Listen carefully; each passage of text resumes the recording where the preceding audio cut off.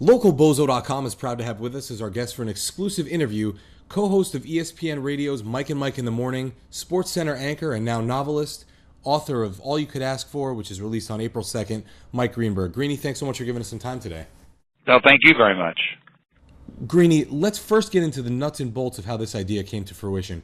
How in the world does a guy who spent his entire career covering sports, from journalism to a New York area radio host, manage to write a fictional novel about three women? Well, unfortunately, it's not a very happy story. 4 years ago, one of our best friends, Stacy, my wife Stacy's and my best friends, a woman named Heidi Armitage, was diagnosed with cancer, and she went downhill really fast, and it was one of the most unjust things I've ever witnessed in my entire life. It made me as sad and frankly as angry as anything I've ever seen.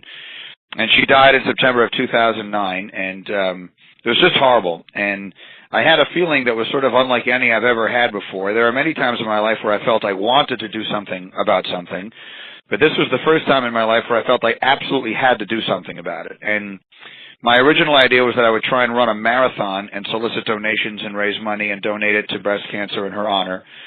But then the idea for this novel came into my head. It was inspired in a little bit of a way by Heidi's story, though it isn't Heidi's story, and it isn't about cancer. It's about friendship. It's about three people who come together to help each other through a time of great adversity, and hopefully it has an uplifting and sort of universal message.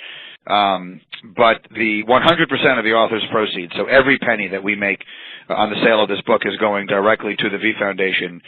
In a grant in Heidi's name, we founded a foundation in her honor called Heidi's Angels, and we're going to donate every penny that we make from this to the V Foundation to combat breast cancer. So that's the story behind the book. I wish it was a happier one.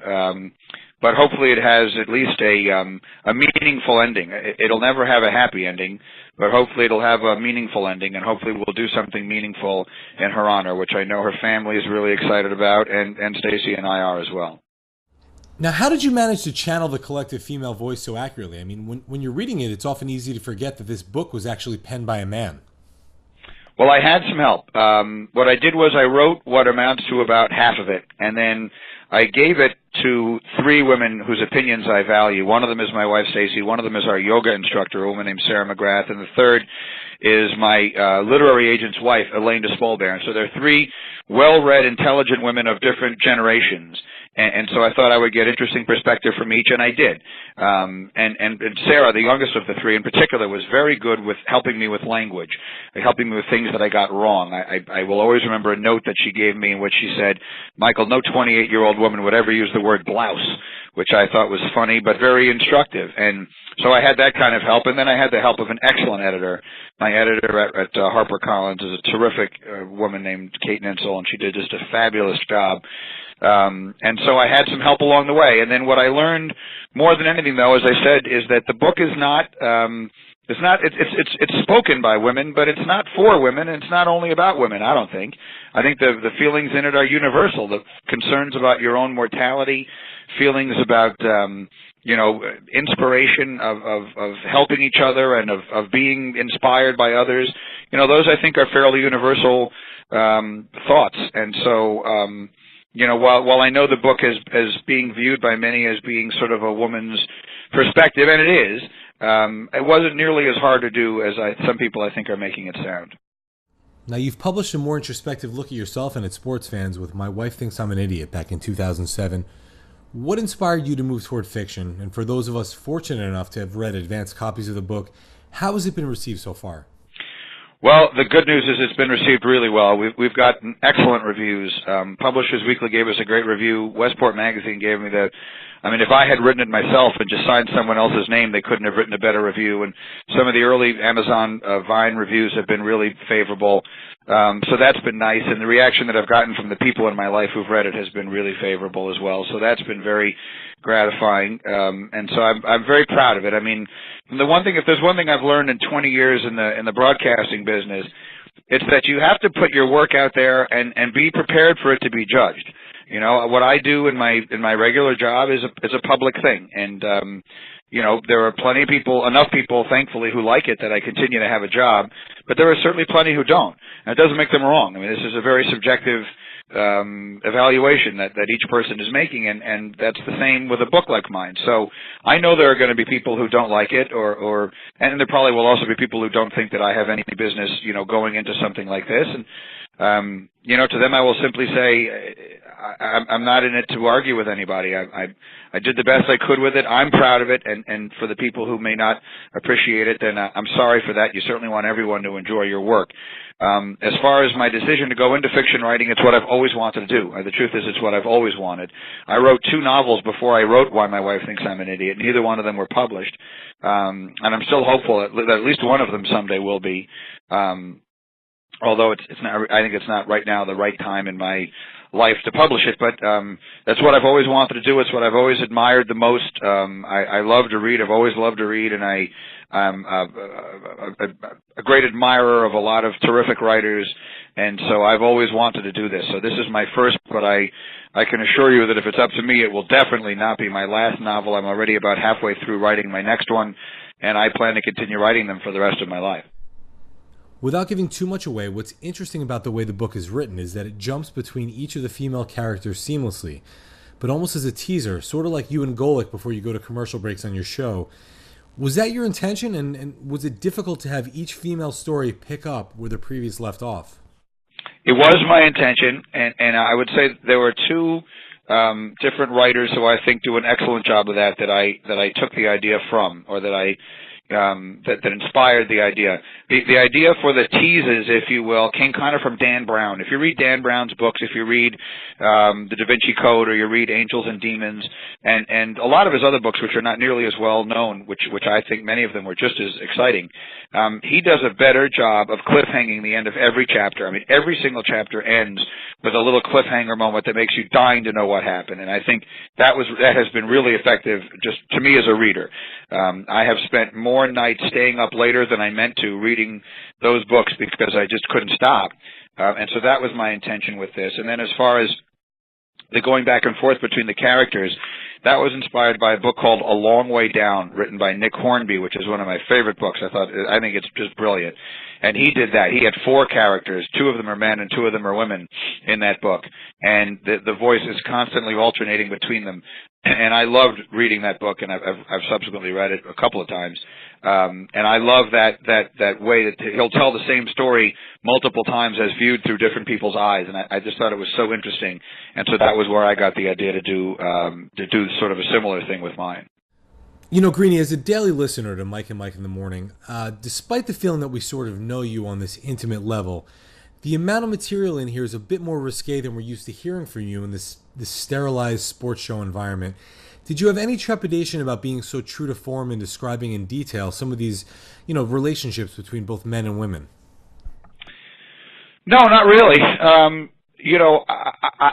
would say, I guess everyone could view it differently. I mean, and now 14 years on Mike and Mike in the Morning, you could say a lot of things about us if you want to. If you don't enjoy our approach, that's fine. And, we certainly don't do it the way everyone else does it. But I don't think anyone can say that we're not real. The 2 guys that you hear on the radio every day are exactly who we are, and that's who I am. So to me, there really isn't anything so different. I mean, this is fiction. So, obviously I've invented characters and I've invented stories. But my feelings on relationships and all that sort of thing, I've never kept them a secret. I've never shied away from talking about that. We talk about our families on the air all the time, and different interpersonal relationships, of which those are clearly the most significant. So to me, it didn't feel like stretching that much. And I wrote very openly in Why My Wife Thinks I'm an Idiot about a lot of things, and I didn't have any problem doing it, and I felt the same way this time. Greenie, this is a book that seems tailor-made for the big screen. Has there been any talk of developing a screenplay for All You Could Ask For? There has. I have United Talent Agency, UTA, out in L.A. that is working on that as we speak. And if you know a motion picture producer who'd be interested, please tell them. We are trying to sell it, and we would love to sell it. And I think it would be the greatest thing that could ever happen, to continue to bring attention and, more significantly, a lot more money to the V Foundation. That's the most important thing. I hope anyone who's listening to this conversation is aware of, that my wife Stacy and I are donating 100% of the author's proceeds from this book to the V Foundation in the name of our friend Heidi. to combat breast cancer. We founded a foundation called Heidi's Angels, and through that, all of the money, so 100% of the author's proceeds are going to combat breast cancer through the V Foundation. And if it were to turn into a movie, that would just mean a lot more money. So that would be fabulous in every possible way, and I would love to see it happen. And I do have I do have hope that it will happen. Certainly no assurance that it'll happen, but I certainly am hopeful. Now, Greenie, you teased it. I'm going to ask you about it. Can you shed a little bit of light into the second novel you're working on? Yeah, the second novel I'm working on I got the idea. I was in L.A. last year having dinner with some people, and including a guy I'd never met before, but a very interesting guy. And he told me a little bit about his life and about his relationship with his father and how complicated it was, and how he feels that has affected him throughout his life. And I got to thinking about that. My relationship with my father is very close, and there's no question it has influenced greatly who I am in my life. And so what I did was it's about a guy who is estranged from his father from a very young age, and he has an event take place in his life that makes him feel as though he has to find out who his father was. But his father has been dead for a really long time, so he goes about the process of trying to piece together who his father was by going and trying to meet all the people in his life, despite the fact that his father is gone, and in an effort to try and find out about himself. It's sort of a big high concept, sort of maudlin sounding idea, but it's really much more lighthearted in tone than that, which I think pretty much anything I ever write is going to be. And so that's in a nutshell, that's sort of the big picture idea.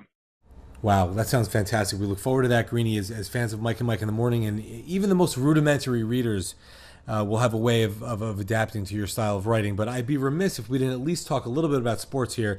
A couple of rapid-fire questions, if I may. Carmelo Anthony looks like he's back from injury. Amari Stoudemire, on the other hand, looks like he's going to be out for a little bit. What do the Knicks need to do to be able to beat Miami come playoff time?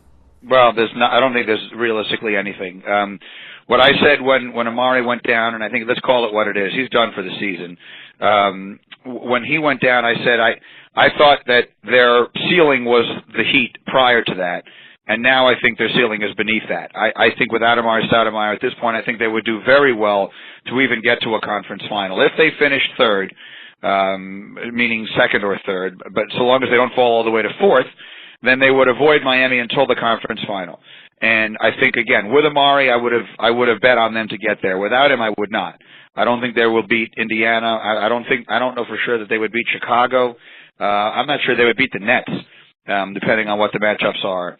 So, obviously a step in a positive direction will be just getting out of the first round. So long as they don't get Boston in the first round, I think that they will do that. But then I would not favor them in the absence of Amari in that second round, almost regardless of who it is, because realistically it's going to be Indiana or Chicago or the Nets. And without Amari Stoudemire, I think I would favor any of those teams against the Knicks in a best-of-7 series. You've been more than outspoken on the future of Darrelle Revis here in New York. As a long-suffering Jets fan, can the team win in 2013 without him? And if they do move him, what haul will they need in return to appease gangrene faithful? Well, they absolutely aren't going to get in return for him what he would be worth. And no, they can't win in 2013 even with him. The Jets are the product right now of extremely poor management, and in addition to that, a go-for-it mentality over several years that I couldn't argue with, because at the time there was reason to go for it. They were close. I mean, they were in the AFC Championship game back-to-back years. So I don't blame them for going for it. But when you do that, you're robbed from Peter to pay Paul, and it's time to pay Paul right now. The 2013 season for the Jets is going to be a disaster. Their cap situation is a complete mess. Their roster is a complete mess. It is going to get much worse before it gets better for Jet fans. They're going to be one of the worst teams in the NFL in 2013, and they would be even with Darrelle Revis. How you have to have some hope that John Idzik, who's the new general manager, is going to do well, that he will get the cap situation straightened out in a year, which people seem to think is his forte, and then you start moving back in a positive direction. And I would personally be in favor of moving in that direction with Darrelle Revis, who is, in my opinion, the best player the Jets have ever had. But clearly the writing is on the wall. That's not the way they're going to go. And if they wind up trading him and getting only a second-round pick or something like that in return, I, for one, am going to be very, very disappointed. You know, Greenie, it's been our absolute pleasure to speak with you today. Is there anything else you'd like to leave for the readers of localbozo.com? Well, no, again, just mostly that, again, all of the proceeds from All You Could Ask For are going to the V Foundation for something that everyone in the world should believe in, which is finding a cure to cancer, which I believe we're going to do in our lifetime. And, we in this case are doing it in honor of someone that if you knew her, you'd be happy to do it. And above and beyond that, I do hope that people will enjoy the book, and I appreciate the opportunity to talk about it. The book is called All You Could Ask For, and it's released on Tuesday, April 2nd from HarperCollins, written by ESPN's Mike Greenberg. It's funny, it's relatable at once for both men and women alike. Greenie, we can't thank you enough for your time today here at localbozo.com, and all the best of luck on the new book. Thank you very much.